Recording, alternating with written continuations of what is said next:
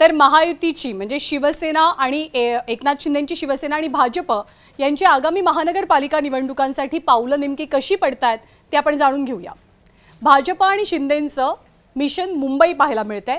भाजपकडनं शिवसेनेला 52 जागांचा प्रस्ताव पहिला प्रस्ताव दिला गेल्याची सूत्रांची माहिती आहे, पण शिवसेना मात्र 125 जागांसाठी आग्रही आहे।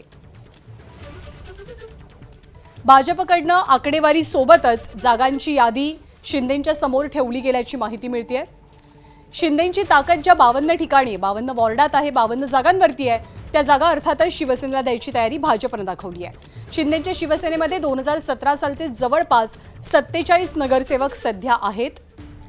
दरम्यान गुरुवारी शिवसेना आणि भाजप या दोनही पक्षांमध्ये पुन्हा एकदा युती संदर्भात, युती म्हणण्यापेक्षा जागा वाटपासंदर्भात चर्चा होतील, वाटाघाटी होतील आणि वॉर्ड निहाय चर्चा झाल्यानंतर जागा वाटप निश्चित केलं जाईल। पण नुकतंच आशिष शेलार यांनी सुद्धा म्हटलंय की त्यांचा फॉर्म्युला निश्चित आहे आणि 150+ जागा निवडून आणायच्या आहेत, हेही धोरण ठरलेलं आहे। त्यामुळे मुंबईमध्ये भाजप आणि शिवसेनेचं मिशन 150+ पाहायला मिळतंय। 2 ते 3 दिवसात जागा वाटप फायनल करू असं दोन्ही बाजूच्या नेत्यांकडनं सांगितलं जात आहे। एबीपी माझा, उघडा डोळे बघा नीट।